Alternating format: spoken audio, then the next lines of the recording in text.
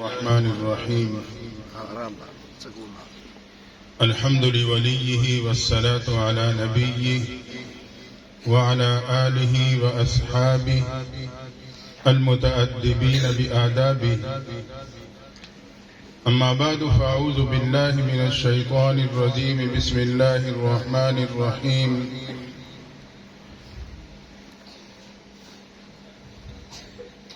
من عمل صالحا من ذكر أو أنثى وهو مؤمن فلنحيينه حياة طيبة.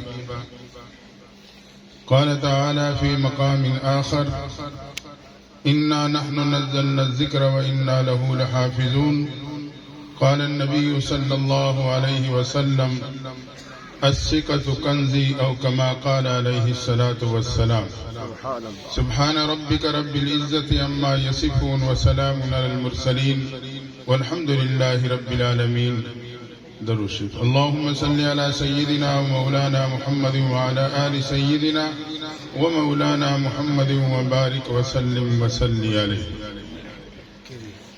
جامعہ کا یہ سالانہ روحانی اصلاحی پروگرام جو حفاظ کرام کی دستار بندی کے موقع پہ منعقد ہے، دعا ہے اللہ تعالیٰ ہم سب کی حاضری کو قبول فرمائے.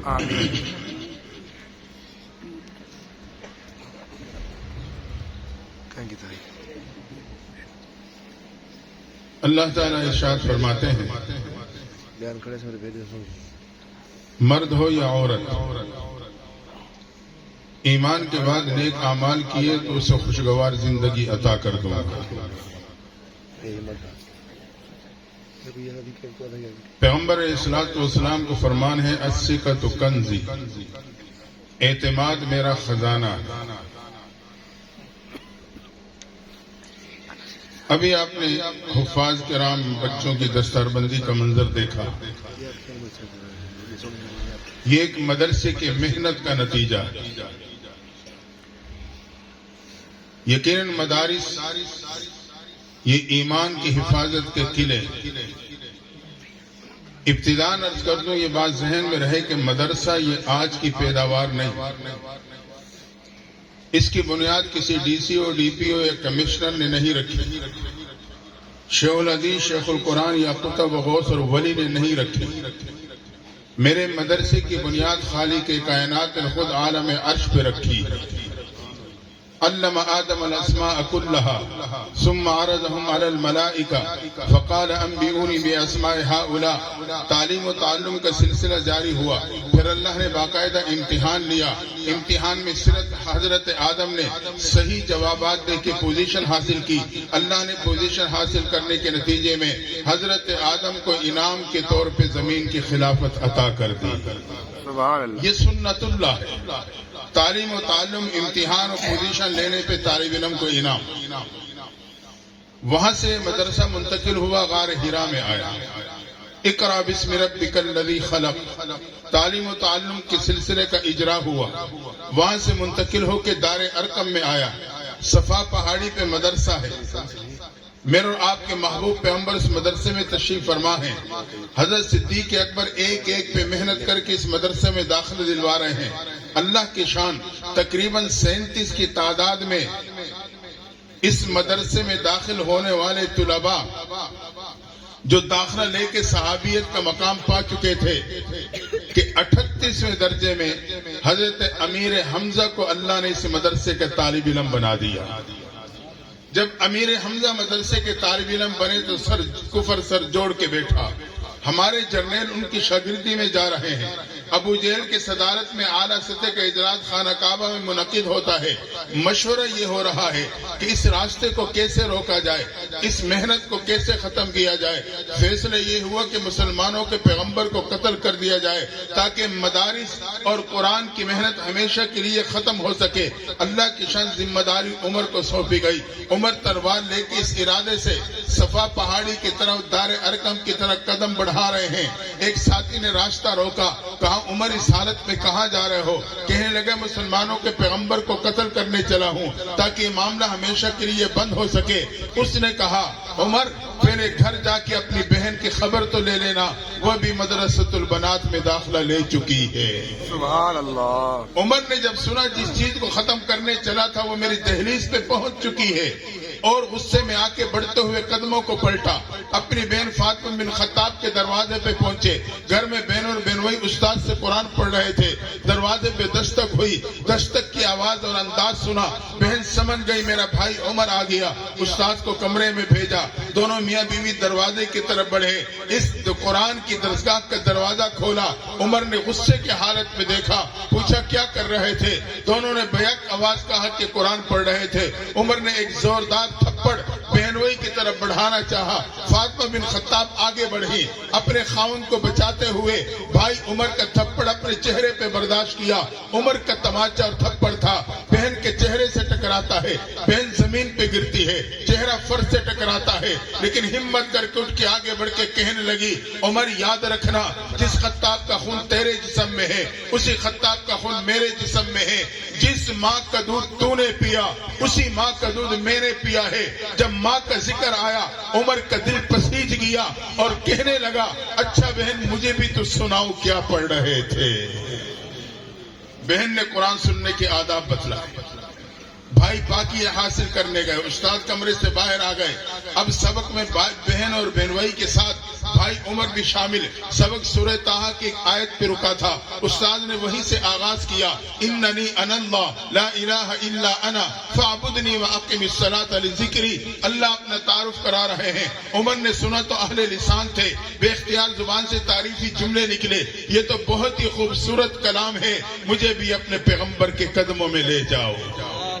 صحابی رسول نے سنا تو تڑپ کر کہنے لگے عمر تجھے مبارک ہو، تیرے پہ قرآن کی درسگاہ کا دروازہ نہیں، ایک قرآن کے مدرسے کا دروازہ نہیں کھلا، حقیقت میں تیرے پہ ایمان کا دروازہ کھل چکا ہے۔ سبحان اللہ، سبحان اللہ، سبحان اللہ۔ عمر پہنچے دار ارقم کے دروازے پر، دستک دی، اندر کی سائڈ پہ گیٹ پہ کھڑے صحابی رسول نے جھانک کے دیکھا تو اس ساتھی کے چہرے پہ پریشانی کے آثار آ گئے۔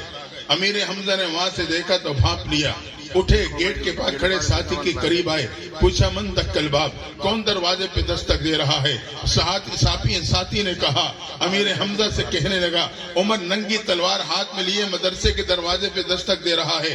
امیر حمزہ نے کہا ہٹو دروازہ میں کھولوں گا، اچھی نیت سے آئے ہیں خوش آمدید کہوں گا، بری نیت سے آئے اسی کی تلوار سے اس کا سر قلم کر دوں گا۔ حضرت امیر حمزہ آگے بڑھے، مدرسے کا دروازہ کھولا، جیسے دروازہ کھلا عمر کی نگاہیں اٹھی تو امیر حمزہ کے چہرے سے ٹکرا گئی۔ عمر نے اٹھی نگاہوں کو جھکا لیا، امیر حمزہ نے بھانپ لیا، انہوں نے اپنے جمے ہوئے قدموں کو ہٹا لیا۔ عمر نے قدم بڑھائے، صحابہ نے راستہ دے دیا۔ عمر بڑھتے ہوئے محبوب کے قدموں میں جا بیٹھے، چہرے انور کو دیکھ کے کہنے لگے اللہ کے نبی مجھے کلمہ پڑھا دو۔ یہ تاریخ اسلام کا سب سے پہلا موقع ہے، یہ سننا تھا کہ مدرسے دار ارقم کی فضا نعرے تکبیر سے گونج جاتی ہے۔ صحابہ نے اللہ کی عظمت کو بیان کر دیا، اللہ کی کبریائی کو بیان کیا کہ عمر بھی ایمان کی دامن میں آ چکا ہے۔ وہاں سے یہ مدرسہ منتقل ہوا، مسجد نبوی میں باقاعدہ اس کا قیام ہوا، جہاں مسافر طلباء کا بھی انتظام کیا گیا۔ مسجد نبوی کے تنور درخت کی شاخیں اللہ نے پورے کائنات پہ پھیلا دی۔ آج یہ ادارہ، یہ اس عمارت کا نام نہیں، حقیقت میں مسجد نبوی کے اس تنور درخت کی شاخ کا سایہ ہے جو اللہ نے اس عمارت کی صورت میں اس علاقے پہ ڈال دیا ہے۔ اگر اس مدرسے کے سائے کے نیچے جمع رہے، اللہ اس کی برکت سے ہمیں قیامت کے دن عرش کا سایہ عطا فرما دے گا۔ سبحان اللہ۔ یہ میرے آپ کے مدرسے کی تاریخ ہے۔ اس لیے یہ مدارس اور اہل مدارس کا احسان ہے، میرے آپ کے بچوں پہ محنت کرتے ہیں، اساتذہ دن و رات محنت کر کے پورے قرآن کو بچے کے سینے میں سجا دیتے ہیں۔ حکیم الامت مجدد ملت حضرت اشرف علی تھانوی رحمۃ اللہ تعالی علیہ فرماتے ہیں دنیا میں جس قرآن کو آیات کی صورت میں پڑھا جاتا ہے، قیامت کے دن ہر آیت جنت کی کسی نہ کسی چیز کی شکل و صورت کو پیش کرے گی. کوئی جنت کے پھول کی صورت میں، کوئی جنت کے گلدستے کی صورت میں، کوئی جنت کے نہر کی صورت پیش کرے گی، کوئی جنت کا باغیچہ اور محلات کو پیش کرے گی. فرمایا وہ جنت کے کسی نہ کسی حصے کی صورت کو پیش کرے گی. تو معلوم یہ ہوا کہ جس بچے کے سینے میں پورا قرآن ہے، فرمایا یہ قرآن کے 30 پارے نہیں، حقیقت میں اللہ نے جنت کو سمیٹ کے اس کے سینے میں سجا دیا. سبحان اللہ. یہ رب کا احسان و کرم ہے. خوش قسمت ہے وہ ماں باپ جن کے بچے حافظ قرآن بنے. اس مدرسے کی وجہ سے ممکن ہوا. اساتذہ اور ادارے کی محنت اور کوشش کی بنیاد پہ یہ ممکن ہوا. اس لیے ہم اور مدارس اور اہل مدارس کے احسان مند رہے. آج بچوں کی دستار بندی ہوئی. اس کا کیا مطلب؟ کہ اساتذہ اور بڑوں کی طرف سے ان پہ اعتماد کا اظہار کیا گیا کہ مستند حافظ قرآن ہے، صحیح پڑھنے والے، مکمل یاد کرنے والے اور مسلح پہ کھڑ کے مکمل قرآن پڑھنے کی صلاحیت رکھنے والے. یہ اساتذہ اور بڑوں کے اعتماد کا اظہار ہوتا. اور پیغمبر صلی اللہ علیہ وسلم فرماتے ہیں 80 کا کنز، اعتماد میرا خزانہ. اعتماد خزانہ محفوظ تو سب کچھ محفوظ، خزانہ غیر محفوظ تو سب کچھ غیر محفوظ. فرمایا اعتماد میرا خزانہ ہے. یاد رکھنا آج ایسے ایسے فتنے سر اٹھا رہے ہیں، بے استاذ بے سندے لوگ اس کوشش میں ہے کہ ہمارے اور آپ کے ہاتھوں سے اپنے بڑوں کا دامن چھڑوا دیں.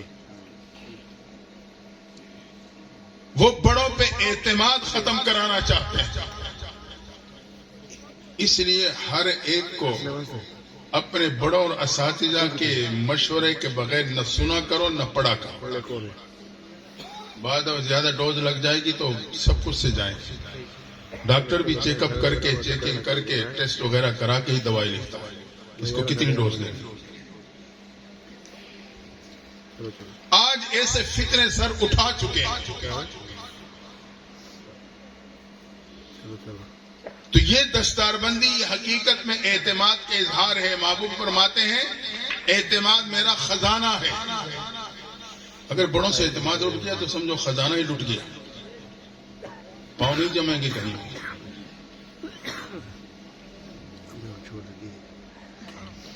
عام طور پہ دنیا میں اعتماد کی کچھ زاویے ہیں. ایک اعتماد کا زاویہ وہ بچوں کا اعتماد ہے اپنے ماں باپ پر. بچہ اپنے ماں باپ پہ اعتماد کرتا ہے. یہی وجہ ہے کہ عمومی طور پہ بچہ کوئی فیصلہ لینے سے پہلے اپنے باپ کے چہرے کو دیکھتا ہے کہ میرے باپ کیا کہتا ہے. ایک اللہ والے کسی کے گھر مہمان ٹھہرے. گھر والے نے موقع کو غنیمت جان اپنے چھوٹے بچے کو لا کے حضرت کے سامنے پیش کر دیا. جیسے ہمارے حضرت خواجہ صاحب تشریف فرما تھے. کہا حضرت اس کے سر پہ ہاتھ پھیر دو اور اسے دعا دے دو. حضرت نے سر پہ ہاتھ پھیرا، دعا دی اور جیب سے گڑ کی ڈلیاں نکالی، ہاتھ آگے بڑھایا، کہا بیٹا لے لو. عمومی طور پہ بچہ میٹھی چیز پسند کرتا ہے، وہ چاہت کے باوجود لینے کے لیے ہاتھ نہیں بڑھا رہا. اللہ والوں نے ہاتھ کو پیچھے کیا، پھر آگے کر کے کہا بیٹا لے لو. اب بچے نے سامنے بیٹھے اپنے باپ کے چہرے کو دیکھا. جب بچے نے باپ کو دیکھا تو وہ مہمان جو اللہ والے تھے رو پڑے.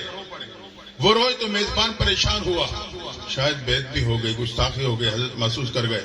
وہ معذرت کرنے لگا، حضرت بچہ ہے، ناداں ہے، نہ سمجھ، اس کو لے لینا چاہیے تھا، میں اس کی طرف سے معافی مانگتا ہوں. اللہ والوں نے کہا میں اس لیے نہیں رویا بچے نے میرے ہاتھ سے گڑ کی ڈلیاں نہیں لی، میں اس لیے رویا ہوں کہ ہم اس بچے سے بھی گئے گزرے ہیں جو اپنی چاہت کو پورا کرنے سے پہلے اپنے باپ کی مرضی کو معلوم کرتا ہے. ہم اپنی چاہتیں پوری کرتے پھرتے ہیں لیکن ایک مرتبہ بھی اپنے رب کی مرضی معلوم نہیں کرتے ہیں. اللہ اکبر. تو ایک اعتماد کا زاویہ وہ بچے کا اعتماد ہے ماں باپ پر، اور ایک اعتماد کا زاویہ وہ شاگرد کا اعتماد ہے استاد پر. آپ پہلے دن شاگرد کو لا کے بٹھا دو استاد کے سامنے. استاد اسے مقصور پڑھائے، مفتوح پڑھائے، مضمون پڑھائے، جیسے پڑھائے گا بچہ اس کو صحیح سمجھتے ہوئے اسی طرح پڑھے گا. یہ اعتماد ہے شاگرد کا استاد پر کہ میرا استاد صحیح پڑھا. اور ایک ضمن میں ایک بات عرض کر دوں، اسی کو تو تقلید کہتے ہیں. تقلید کی کوئی الگ سینگیں نہیں ہوتی. بڑوں کی بات کو بغیر دلیل طلب کیے اسے حق اور سچ سمجھتے ہوئے اس کو اپنا لینا، یہ تقلید ہے. وہ الگ بات ہے، آج تقلید کے مخالفوں کے فتاوے مارکیٹ میں آ چکے ہیں. فتوے کا کیا مطلب؟ جو مفتی صاحب کہیں گے اس کو صحیح سمجھو. ان کے اپنے فتاوے مارکیٹ میں آ گئے ہیں، اب بھی تقلید کی مخالفت. بہرحال شاگرد کا اعتماد استاد پر، ایک اعتماد کا زاویہ یہ، اور ایک اعتماد کا زاویہ وہ مرید کا اعتماد ہے اپنے مرشد پر. مرید مرشد پہ اعتماد کرتا ہے، لیکن یہاں ایک جملہ ساتھ جوڑنا پڑے گا، بشرطے کہ مرشد متبع شریعت ہو. سبحان اللہ. بے شک. بیس پہ بڑا ایک عجیب سا واقعہ بتلاتے ہیں. حضرت شاہ عبد العزیز رحمۃ اللہ تعالی علیہ گھر کے ساتھ چھوٹی مسجد بنوائی تھی، وہیں درس کا سلسلہ تھا، وہیں جمعات سے نمازیں ہوتی تھی. جمعہ کے لیے جامع مسجد دہلی میں تشریف لاتے تھے. تو آپ جہاں حدیث پڑھاتے تھے وہاں آپ کے بیت کا سلسلہ بھی تھا. آپ کے ایک شاگرد تھا جو عالم بن چکا تھا اور آپ سے بیت بھی تھا، مرید بھی تھا. اللہ کی شان، بچی کی رخصتی ہوئی، باعزت طریقے سے بچی کو بارات سے روانہ کیا اور یہ مولوی صاحب حضرت کی خدمت میں چلے گئے کہ میں استاد جی کو جا کے بتا بھی دوں، دعا بھی لے لوں بیٹی کے لیے. اللہ کی شان جب یہ جا کے سامنے بیٹھے، حضرت شاہ عبد العزیز رحمۃ اللہ تعالی نے جیب سے پیسے نکالے. توجہ کرنا، کہیں کچھ اور ہی نہ سمجھ لینا. پیسے نکالے، کہا بیٹا یہ پیسے لو، دہلی کے بازار میں چلے جاؤ اور معلوم کرو کہ چکلا کس مقام پر ہے، جو گناہوں کا دھندا ہوتا ہے وہ کہاں پہ.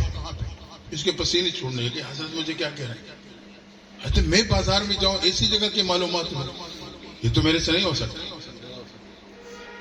کہا جاؤ اس جگہ کی معلومات لو اور ان سے یہ بات طے کر لو کہ مجھے نیا شکار کا میلاب چاہیے، منہ مانگی فیس جمع کرا. اس کے پسینے چھوٹے، پریشانوں کو اٹھ کے چلا گیا. یہ کام میرے سے نہیں ہوتا. تھوڑا آگے گئے تو ذہن میں بات آئی، یار میرے مرشد ہیں، میرے حدیث کے استاد ہیں، متبع شریعت ہیں، اگر وہ مجھے حکم دے رہے ہیں تو اس میں کوئی حکمت ہوگی، مجھے اعتماد کرنا چاہیے تھا. واپس آیا، پھر ایسے بیٹھ گیا تو حضرت نے پھر پیسے نکالے، کہا بیٹا لو اور جاؤ.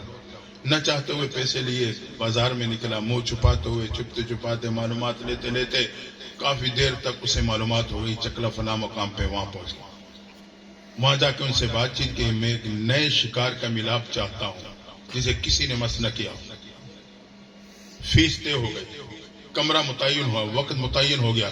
یہ اس وقت متعین پہ متعین کمرے میں جیسے ہی داخل ہوا، اللہ کی شان اپنی اسی بیٹی سے ملاقات ہو، جس کو رخصت کر کے گیا تھا اسی سے ملاقات ہو گئی. بیٹی نے بھی باپ کو دیکھا تو دوڑ کے روتے ہوئے باپ سے لپٹ گئی، ابا جان شکر ہے آپ آ گئے، میری عزت بچ گئی. معاملہ یہ تھا، یہ بارات سے رخصت کر کے گئے تو راستے میں ڈاکوؤں نے بارات کو لوٹ لیا تھا. دلہن کو اغوا کر کے اس چکلے پہ بھیج کے چلے گئے تھے. اللہ نے حضرت شاہ عبد العزیز رحمۃ اللہ علیہ کے دل پہ الہام فرما دیا تھا. اللہ الہام فرماتے ہیں، القاء فرماتے ہیں.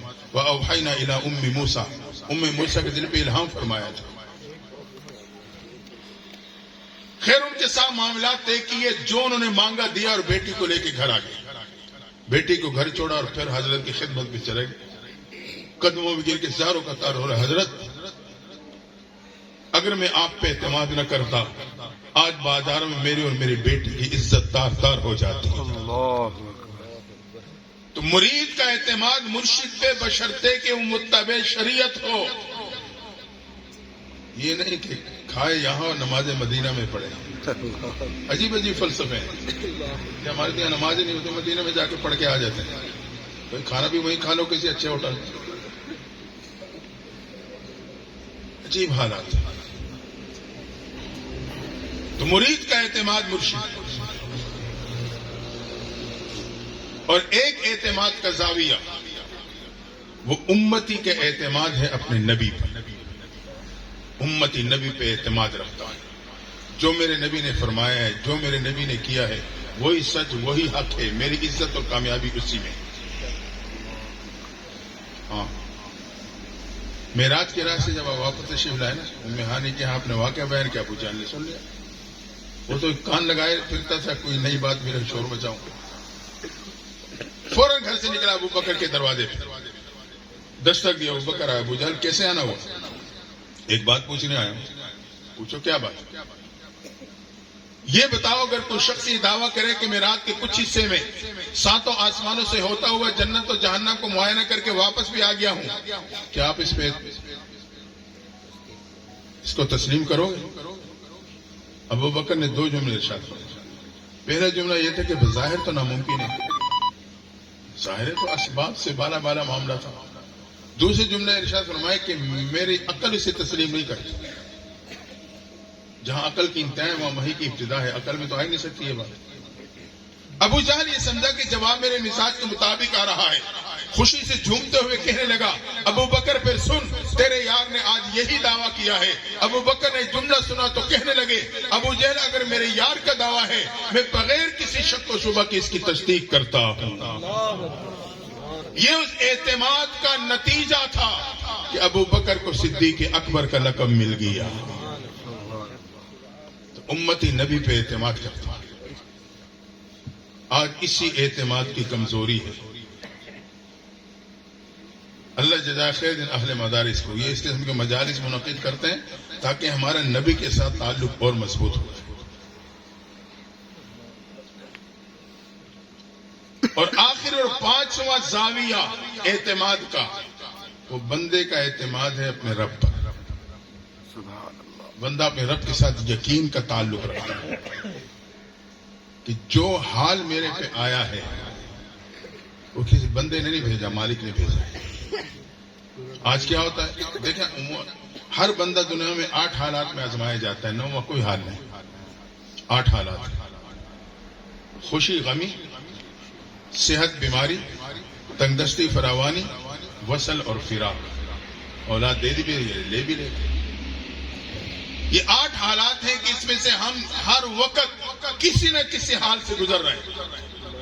خوشی ہے تو یہ بھی آزمائش، فراوانی ہے تو یہ بھی آزمائش.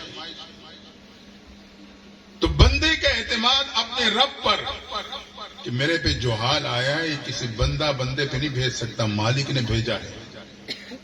یہ حقیقت میں ایک امتحانی سوال ہوتا ہے. مالک یہ حال بھیجتا ہے کہ میرا بندہ اپنے کردار کے قلم سے کیا جواب دیتا ہے. تو اس کو اپنے مالک کے ساتھ ایسے یقین کا تعلق ہو کہ جو حال بھی آیا ہے میری اس میں بھلائی ہے. ہاں، تنگدستی بیماری کے حال ہے تو اللہ سے مانگے، اللہ آزمائش کے قابل نہیں ہوں، اسے اچھے حال پہ تبدیل کر دے. دعا مانگنے میں تو کوئی رکاوٹ نہیں، لیکن یہ یقین ہو کہ رب نے بھیجا اور میری اسی میں بھلائی ہے. ایک چھوٹی سی بات کہہ کے میں بات ختم کرتا ہوں. مجھے نہیں اندازہ آگے ماشاءاللہ جو اعلان سنا ہمارے بڑے خطبہ تو ابھی آپ سے خطاب کرنا ہے. ایک میاں بیوی تھے بے اولاد، چھوٹے سے زمیندارہ تھا، اپنی مدد کے آپ کے تحت اپنا سلسلہ چلاتے تھے. اللہ کی شان، ایک دن گدھا مر گیا. گھر میں سامان لانے لے جانے کے لیے رکھا ہوا تھا جانور. خاون جب شام کو گھر آئے تو بیوی چیخ رہی ہے، چلا رہی ہے، گدھا مر گیا. کسی نے کچھ کر تو نہیں دیا. اس نے کہا اللہ کی بندی، رب نے مارا ہے نا، میں نے تو نہیں مارا. اس نے کہا نہیں، رب نے مارا ہے. جب رب نے مارا تو اس میں میری تیری کوئی بھلائی ہوگی. پھر اس نے سمجھایا، وہ خاموش ہو گئی. چند دن گزرے، جو کتا چوکیداری کے لیے پال رکھا تھا وہ مر گیا. اب خاوند آئے تو بیوی چیخ رہی ہے، چلا رہی ہے، اب بات نہیں مانتے ہو، کسی نے کچھ کر رکھا ہے. اس نے کہا دیکھو، نہ تو نے مارا نہ میں نے مارا، رب نے مارا ہے، رب کی امانت تھی، اس نے مار دیا. اس میں تو ہو سکتا ہے ہماری کوئی بھلائی ہو. پھر سمجھایا، وہ پھر خاموش ہو گئی. چند دن گزرے، ایک مرغا پال رکھا تھا وہ مر گیا. اب بیوی سنبھلتی نہیں، چیخ رہی ہے، چلا رہی ہے. جیسے ہم کبھی کبھی بچوں کا شور برداشت کر لیتے ہیں نا، تو عورتوں کا شور بھی برداشت کر لینا چاہیے. ایسا نہ ہو کہ شور میں آ کے میں جلدی دوڑ پڑو، ادھر حساب کتاب کروا، ادھر فال نکلوا، ادھر کتاب پڑھوا، معلوم نہیں وہاں بیٹھ کے آسمان کے ستارے لڑوا، پتہ نہیں کسی کھاتے میں پڑ جاتے. وہ خاون بھی کوئی لگتا ہے کوئی زیادہ ہی سمجھدار تھا، ایکسٹرا تھا وہ۔ اس نے سوچا یہاں مرغا مرا، حساب کتاب کے لیے جاؤں گا تو مجھے بکرا دینا پڑے گا کہ میں بیوی کو سمجھا لوں۔ پھر اس نے دیکھا یہ ڈھیٹ ہے، یہ نہیں مانتا، وہ بیوی خاموش ہو گئی۔ خیر مختصر یہ کہ کچھ عرصہ گزرا، یہ ایک بھیڑی تھی، ایک خاندان کے چند گھر آباد تھے وہاں، اس میں یہ ایک گھر جو تھا یہ بے اولاد تھا، اس ترتیب سے ان کا وقت گزر رہا تھا۔ ان کا ایک بہت پرانی دشمنی تھی، یہ سمجھو کہ یہ بھول چکے تھے۔ اسے کہتے ہیں کہ دشمن ایک بھی ہو تو زیادہ ہے، دوست 1000 بھی ہو تو کم۔ دشمن کو موقع ملا، ایک عرصے بعد اس نے رات کے حصے میں حملہ کیا، جو چیز ہاتھ لگی لوٹ لی، جو سامنے آیا مار دیا۔ بستی ویران۔ صبح ہوئی تو دائیں بائیں علاقے کے بستوں والے لوگ جمع ہوئے، یہ میاں بیوی بھی کھڑے۔ انہوں نے دیکھا بھائی یہ بھی تو یہاں کے رہنے والے، انہیں کچھ نہیں کہا، پوری بستی تباہ کر دی۔ اب وہ اس پہ شک کرنے لگے کہ انہوں نے راستہ دیا ہوگا، ان کے ساتھ کوئی رابطہ ہوگا۔ ایک سمجھدار بندہ تھا، کہیں نہ کہیں کوئی نہ کوئی ہوتا ہے سنجیدہ آدمی، اس کا تعلق دشمنوں سے بھی تھا، یہاں سے بھی تھا۔ اس نے سوچا میں پہلے جا کے وہاں تحقیق کرتا ہوں کہ کوئی رابطہ تھا وہاں آپ کا کسی سے یا کیا معاملہ تھا، پھر آ کے میں بات کروں گا۔ وہ گیا، ان کے بڑوں سے ملا، دشمنوں کے، ان سے کہا یار آپ نے ساری بستی اجاڑ دی، ایک گھر کو ہاتھ نہیں لگایا، کیا انہوں نے آپ کو راستہ دیا تھا، اس سے کوئی رابطہ تھا؟ انہوں نے کہا ہمارا وہاں کسی سے کوئی رابطہ نہیں تھا۔ پھر ایک گھر کیوں چھوڑا؟ اس نے بڑی عجیب بات کہی جو دشمن کا بڑا تھا۔ اس نے کہا دیکھو جب ہم نے حملہ کیا، یہ اللہ کی قدرت، جب ہم نے حملہ کیا بستی کے ہر گھر سے کسی نے کسی جانور کی آواز سنائی دی، کہیں سے گدھے کی، کہیں سے کتے کی، کہیں سے مرغے کی۔ ہمیں یقین ہو جاتا گھر والا گھر موجود ہے، ہم چڑھائی کر دیتے۔ ہاں اس بستی میں ایک گھر ایسا تھا جہاں سے کسی جانور کی آواز نہیں آئی، ہمیں یقین ہوا گھر والا گھر نہیں، ہمارے قدم ادھر بڑھے ہی نہیں۔ جب یہ بات اس نے سنی تو اس نے آ کے یہاں بتایا تو خاون نے بیوی سے کہا دیکھو میں نہیں کہتا تھا اس میں میری تیری بھلائی ہوگی۔ تو رب جانتا تھا، ہمیں تو پتہ نہیں تھا آگے کیا ہونے والا۔ اللہ نے جانوروں کی جانیں لے لی، میری تیری جان کو بچا لی۔ تو بندے کا اعتماد رب پر کہ رب کی طرف سے جو حال آتا ہے اس میں میری ہی بھلائی ہے۔ بہرحال تو ہم اپنے اکابر پہ اعتماد رکھیں، اپنے بڑوں کے ساتھ اعتماد کے تعلق کو بحال رکھیں گے تو میری دنیا اور آخرت سنور جائے گی۔ دعا ہے اللہ تعالیٰ ان بچوں کو قرآن کی دولت کو حفاظت کرنے کی توفیق عطا فرمائے، اس ادارے کی اساتذہ کے اللہ تعالیٰ محنت و کاوشوں کو قبول فرمائے۔ اللہ تعالیٰ ہم سب کو اپنے بڑوں پہ اعتماد کے ساتھ زندگی گزارنے کی توفیق عطا فرما دے۔ وآخر دعوانا